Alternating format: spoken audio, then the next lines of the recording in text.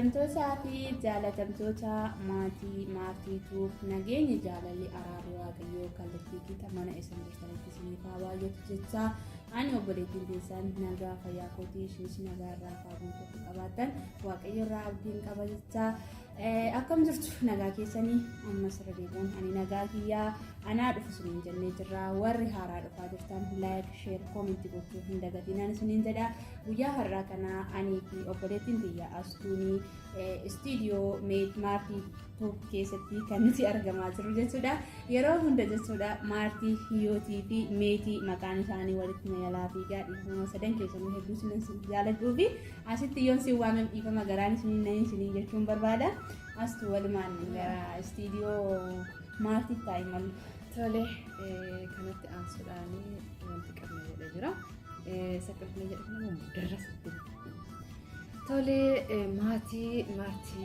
hundi keessanii nagaa fi haala waaqayyoo isiniif haa baay'atu isinii jecha nagaa isiniif dhaama itti aansuudhaan maatii gara biyyaatti deemaa jirta soo kanaaf kana ilaalchisee tokko sii kaaftuu barbaanne siin gammadoo deekooyi innaa gara biyyaa deemuun biyya dhaloota keenyaatti galuun otoo nu gammachiisuu garuu biyya ormaa kanattis waliin guddannee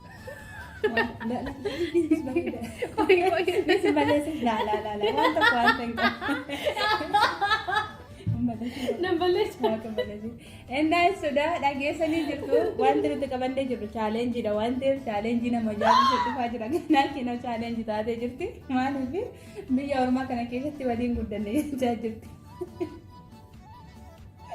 Waan hundaafiyyuu hojii astuu keenyaa ilaalaan isiniin jedha obboleewwan kiyyaa yoo bohaartaniitu jedhee yaada.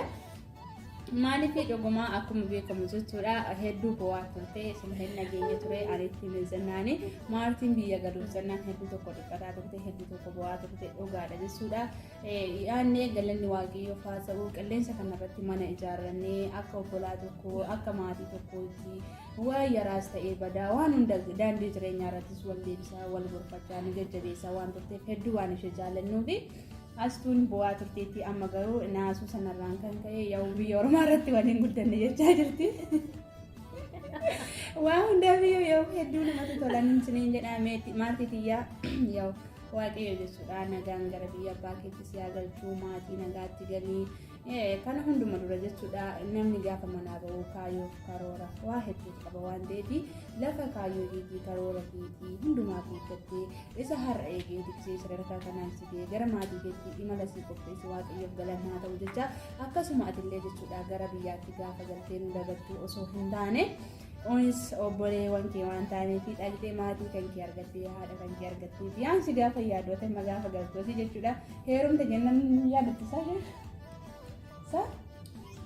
Askinoo lallameetti masnee ani maartii nan beeka maaliif hin jettanii gaafa dhaqxee jechuudha gaafuma sargichaa bichaa akka viidiyoon hin dhoowwanne kanuma bichaan si kadhataa jira. Inna waa hundaafiyyuu gaafa dhaqxee maatii kan keetti dabalamtu nus obboleewwan kee waan taaneef lafa onaa keessatti qilleensa irratti mana ijaarannee waggaa hedduu akkuma isheen jette waliin guddinne akkuma jette waliin jiraachaa jirtu waan ta'eef akka nu dagannee nus obboleewwan keeti waan ta'eef nu jajjabeessuu hin dagatiin nurraan fagaatiin dhaamsa kiyya yoo asirratti yoo dhaamsa qabaatte gaafa sargii keeti akka na waamuun biyaansi bi careful nan dhufan deemtu Manu gattee galaarti maal nagaan nagu. Laal uummata miidhagnaa shan ana santaa shan galtee teerumte jechaa dargite.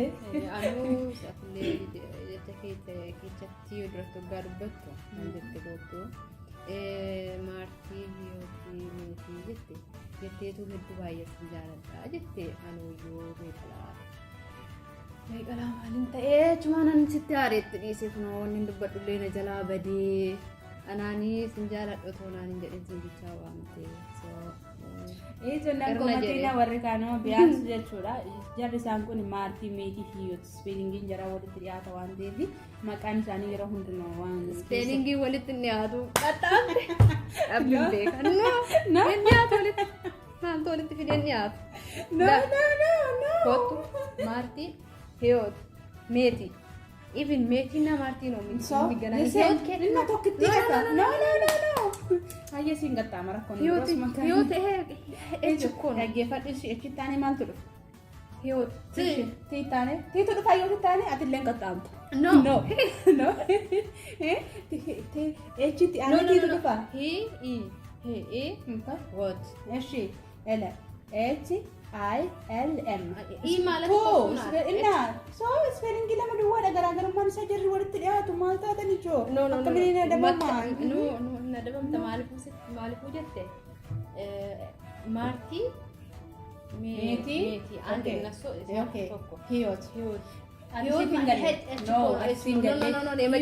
Martin Marsetan hiriyaa lubbuu sila ta'aniif ani yeroo hunda yeroo ba'anis yeroo galanis Martii fi Hiyot iddoo tokkotti argaa viidiyoo waliin hojjetu Martii fi Hiyot Dubaay jirti kan jiraattu Hiyot Dubaay chaalenjiilee waliin hojjetu dhaggeeffadhu namni jechuudha uniin kuni mana tokko jiraatee osoo hin taane yaa'u qilleensa irratti mana ijaarratanii jiru waan ta'eef chaalenjii adda addaa waliin hojjetu waan ta'eef anis ni nadabama rakkoon tokko jiru amma sadarkaa chaalenjii keessa ta'uu gadiin dura dhaamsa kee maatiidha dabarsii ta'eeti gara chaalenjiitti gizee seennu ni nadabama haadhi rakkoon hin jiru maaliin godhu silayyuu. Tole nan adabamu jettee gawaadaa galtee baay'ee namatti tola waannaan adabamu. Atis gaa. Anuu maalan godhee. Anuu kun doonii biyya kanatti hojii hin dandeenye jedhe. No kanaaf iyyuu kun sirrii miti waan ta'eef ati illee hin dhufu. Kanaaf yoo walitti hirkatee nuuf hafootte soke. Walitti hirkatee nuuf hafoo. Laa. Walitti hirkatee nuuf hafoo soke.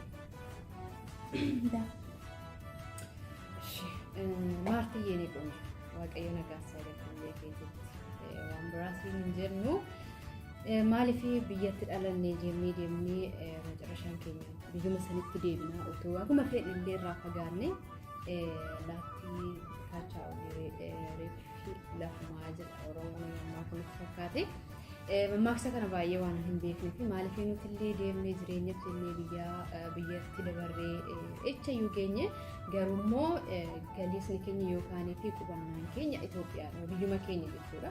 So kanaaf waan galchuuf nuti yaa xiqqoo dabbarullee dhugaa rabbii hundaatu achi deemtee gizee la gizeetiif wal arginu hin jedhu. So yommuu siif mijatee kan walitti dhufnu yookaan wal argannus ta'e waaqayyo haala siif haa mijeessu siin jedha.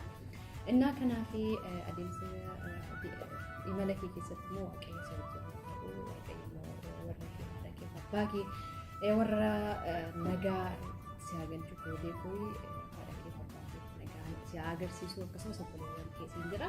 Kanaaf koodee koo Mbosuma. Ese Martii keenya kinoodhaan si yoo ta'u Eeshi maatii keenya dhugaa dubbachuuf yoo ta'e laayifii hedduu waliin dabarsinee maaliif yaannee akka yeroo biyya hambaa keessa jirru kana jaalalli keenyas akkas ta'an kan fakkaatu dura jechuudha gizee biyya hambaa keessa jirru uniin kun waan ta'e jechuun maatiin keenya keessa keenya dhufanii unumatu jechuun waliif obboleessas waliif obboleettii bakka haadhaas obboleessas bakka obboleettis bakka eessumaas walii bu'aa fira wal godhannee jechuun baadaan goodaadha walitti dhufnee lammii wal godhannee dhiiga waliin godhannee waliin jiraachaa jiru turre waan ta'eef gaafa namni tokko namarraa adda ba'u jechuudha akka kiyyattan baay'ee tokko natti qorra baay'ee natti ulfaata waan hundaa dursaa waaqayyo nagaan si galchuu maatii nagaatti galiisiin jedha irra deebisuudhaani akkasumallee jechuudha gara biyyaatti gaafa galanuu yoo gaafa akkas jedhu gaafa biyyatti galanii haalonni garaagaraa namaan hojjechuu danda'a yoo biyya keenya kana jechuudha har'aan kun jechuudha nuti biyya keenya irraa fagaannee gaafa jirru nuuf mijatee lafti nuti jiraannu nu mijatee jira yoo ta'e haalli jireenya mijataa biyya ormaa kun akka biyya keenyaa miti jechuudha kanasii kana fudhannee gallu waan ta'eef gaafa biyyatti gallu wanti hundi nutti ulfaachuu danda'a yeroodhaa fi rakkina intarneetaa ta'uu danda'a waayifaan illee akkasuma ibsaan illee akkasuma jechuudha biyyi keenya garaa teekinooloojii duubarra waan jiruuf kun walirraa nu fageessisa jedhamuuf malee ati biyyatti galtee nu dagarta jechuudha osoo hin taane kana hundumayyuu immoo waaqayyo haala siifaa mijeessuun siin jedha nagaadhaan imala gaarii maatii gaariitti gadisiin jecha asmaanii chaalenjii keellee jechuudha yookaan chaanaalii kan kee yookaan chaalenjii kan jenne namoonni chaalenjii kanaan jechuudha nagalee istimeeraan Inna chaanaaleen kan akkas jalaan dadhabni nurraan fagaatiin intarneetii fi guuttadhu gara keenya koochisiin hin jedha. Akkasumallee nama biyya isaa keessatti galee aadaa isaa safuu hawaasaa kana wantoota garaagaraa chaanaala irratti hojjetu rabbi siyaasaa koochisiin hin jedha. Yaada yoo qabaatte sagaafi keenya kan darbuun wanni hin jedhuuf kan nagaadha. Nagaa siin jedhee jira koolee kooyi. Nama moonis biyyatti dhufnee nama biyyatti wal argee akka biyya fageenya jaalala fageenya irra jiru kan ammoo dhiyootti yookaan walitti dhiyaannee waliin dabarsuu haa taasisu warra qilleensa irraa otoo hin taane siin jenna. Innaa kanaaf koodii malee dhiqqaan waaqayyo nagaa isaa galchuu. Hayyee hedduu galatoomii yaada keetii fi maartii keenyaa yoo sittiin baasnu yoo nyaachisuu barbaadeen dhugaa. Hin gattaamtamu nanti. Okay, la nyaachisuu barbaadessa asuma deebina.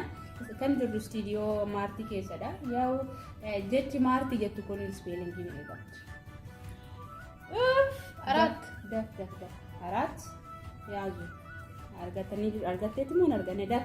Ani kan YouTube irratti barreeffamee jiru kinoo argaa jira. Arat sun taanee maartii kan jedhu asuma baasni ilaala. Maaliif ni caqacaqxa fuudha waan ta'eef jechuudha.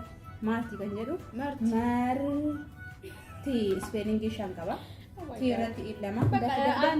No, dadhabamta kun waanuma jiru. Maaliif kan jiru istiidiyoo ishee keessa waan ta'eef waan istiidiyoo ishee ilaallatu kan nuti dadhabamuu qabnu jechuudha.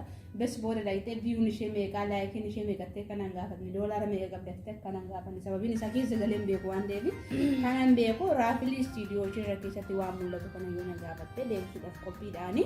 Kanaan olitti jechuudha adabamtee jirti waan ta'eef jechi maartii jedhu istiidiyoo ishee keessa kan nuti jiru waan ta'eef dursinee itoo waa'ee maartii kana beekuun dura maqaan ishee kun ispeelingii meeqaan barreeffamaa qubeen kan ittiin katabamu jiru qubee afaan oromooti waan ta'eef ispeelingii aftamuun jettee jirti yaa'u hundi keessan duubatti deebitanii sarjigootan ilaaluu dandeessu kan inni jiru ispeelingii shaniin jechuudha. Kanaaf tuqaara nyaatti bareeda. Nyaati qaalitti maa daaraan dibatii waa gana viidiyoo hojjetta kan biraa. No, mi gattu no. Kan nyaata bishaanatti duddatnu. Oh, no. Kamu enggak tanda kamu? Malam bekare. Duratti le kita mitan wi. Oh. Ngerti. Mana kan bareda mana kekesat. Nyaayee argitanii jirtu jechuudha. Maaliif kan nuti jiru istiidiyoo ishee keessa waan ta'eef guyyaan kunis sagantaa waa'ee maartiiti. Waa'uma ishee haasa'uu qabna gahuu jechuudhaati. Waan sodaataa jiru anis akkana dabamu nan beeka yoo amma deebitee maal lagaafatti seetanii biyuun ishee meeqa yookaan sabiskiraaybii meeqa binaa jechuu dandeessi. Tolee wanti ani si gaafachuu barbaadu. Maartiin erga biyyaa baatee waggaa meeqa biishin jirtus meeqa? Biishin jirtus eessa? Yaa rabbi galatoomi maartiin erga biyyaa baatee jechuudha waggaa tokkotti gara 8ffaatti deemaa jirti kan isheen jiraattu biyya Lebnaan yookaan biyya Beirut keessa kan isheen hojjettu Fayyoonaa jechuudha. Maatii tokko bira qofaadha. Erga biyya baatee imala ishee gara biyyaatti illee hin gaggeeffanne. Yaa waaqeffadeen. Garuu maartii booda dhuftee akkasii na dabalaan hin jenne kana miidhunaa hin jettee jechuudha.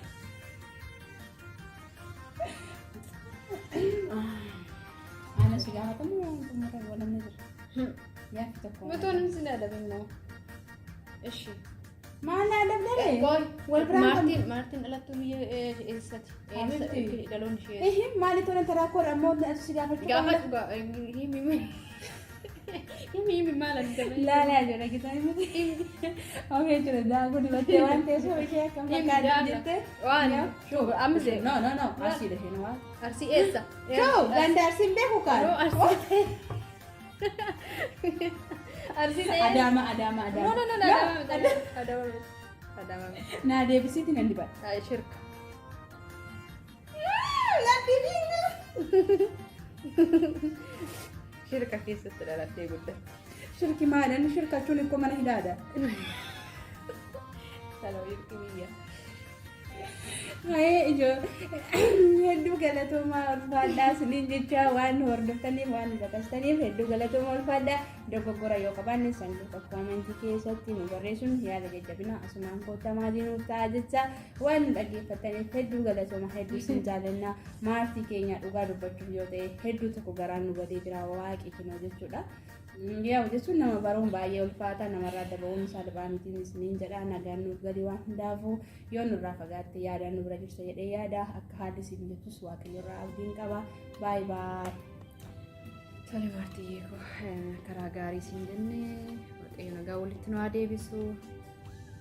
Egaa kanaaf qophii keenya yookaan yaada keenya asuma irratti fixannee jirra. Nagaa nu ta'a maatii maartiitu waan nu dhaggeeffattaniif nagaa